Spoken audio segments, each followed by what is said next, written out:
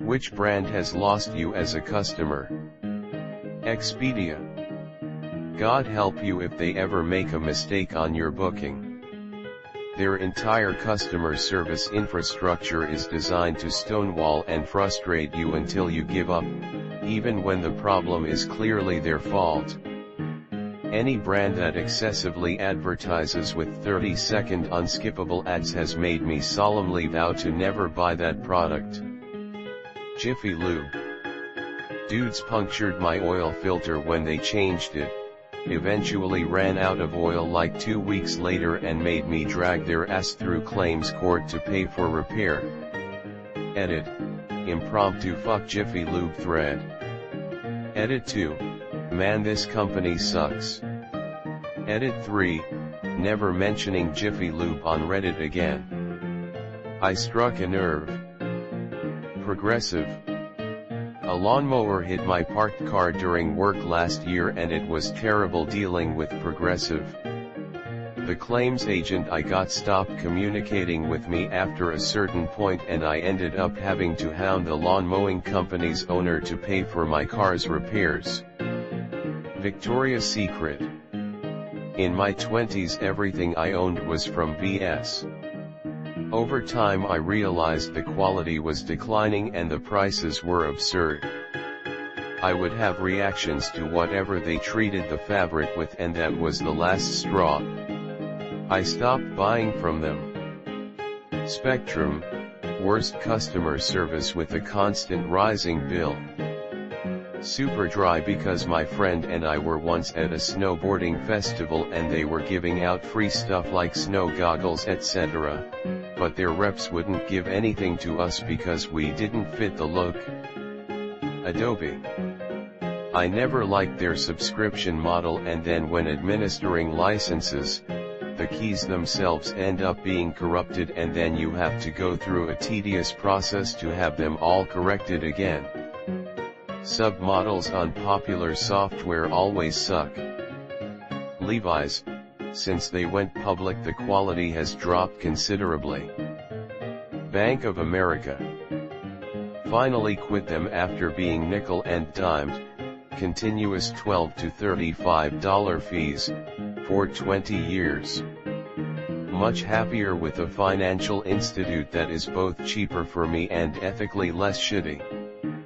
I will never buy Camel's Chunky Soup ever again. When that brand was started I was hooked. I loved everything they made. They had this one that had like small little burger patties in it. Fucking delicious. I ate at least one can a week. It was my go-to lunch as an unattached young adult male. Then they changed the recipe. Their meat turned to shit. Every soup had a layer of grease on it. It was disgusting. I stopped buying their product and sent them an email about how they lost a lifelong customer. In their response back to me they apologized and gave me a gift to make up for it, a coupon to save 50 cents on a can of Camel's soup. Wells Fargo. They have annual scandals where they fuck over their customers. I've refused several lower interest rate mortgages from them by telling my broker that they're pieces of shit and to exclude any offer they make, regardless of how attractive it is. Edit. I suggest that you freeze your credit with all 3 credit bureaus. Basically the dumb fuck Wells Fargo workers will use your personal info to open accounts or credit cards or mortgage or whatever the fuck their pathetic asses think will earn them extra commission. That way one of these dips hits will get denied and the only way they can open an unauthorized account is by calling you to request you remove your security freeze. Let them know that you'd be happy to do so once they come by your house and suck your dick. DoorDash. After learning about the whole tipping situation. American Airlines. The explanation has been delayed for tomorrow or next year. I don't know or fucking care. Sprint. Recovering from surgery, sedated in a hospital, over 8 years ago, I had a pre-smartphone and no data plan. Accidentally pushed some sort of internet button that literally brought up Sprint's homepage. When the $450 bill arrived, they refused to budge. I was within the 45-day cancel for full refund stage. This was a 2-year contract for my family of 6. I returned the phones and canceled the agreement, but they refused to waive the internet charge. After talking on the phone with an escalation call center for over 4 hours, I agreed to pay, but vowed they would never see another penny from me. One of a very small number of companies with a lifetime blacklist. I paid my replacement carrier nearly $20,000 in the meantime. If Sprint ever merges with my carrier, they've tried a few times now, I will leave. If I go to a prepaid network, I will research to make sure whatever I use is not a rented Sprint network. Not one penny. And I tell this story to anyone that will listen. Fucking AT&T. Wells Fargo. Our first mortgage was through them. After a couple years, I get a call on the 2nd of the month telling me my mortgage was due. I told them I had until the 15th. They told me that was a grace period and their investors preferred I pay on the 1st. I told them I would make sure I never paid it before the 15th ever again, and their investors could eat a bag of dicks. We paid the mortgage at 4:30 in the afternoon on the 15th, or closest prior weekday, for the next 5 years at the local branch, which was a half-mile from the house.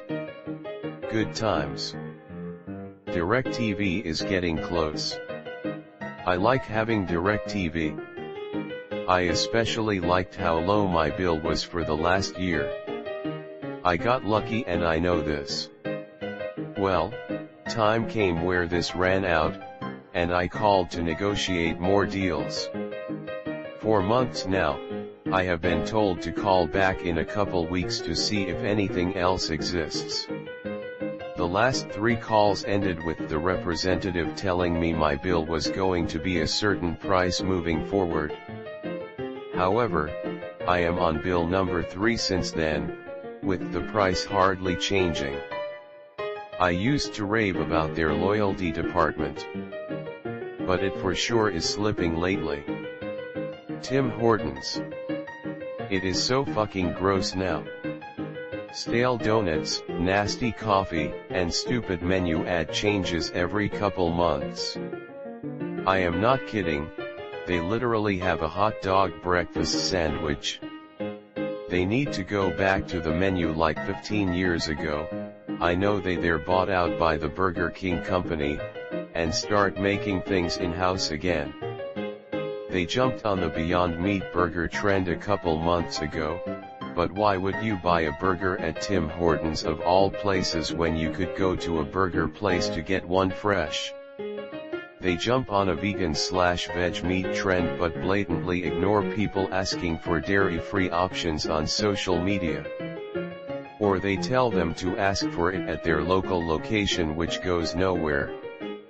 Of course they try to blame millennials, but I think every generation is sick of the shitty quality now. Basically them being bought out ruined them. Edit. Fuck yeah, I'm happy so many Canadians agree and are speaking the truth. We know what we like, and shitty coffee and forced representations isn't it? Edit 2. Tim Horton reps, stop downvoting the honest as fuck answers, yeah done fucked up. Accept your fate you hoser. Edit 3, oh yeah silver. Hi ho away. X3. Edit 4, gold. The people have spoken. Edit 5, let me say this once, grilled cheese, but they put cheese on the outside of the sandwich, I wish I was joking.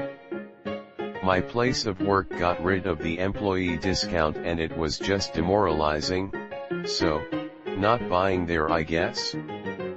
Exxon still hasn't cleaned up Alaska after the oil spill. 30 years later. Bank of America.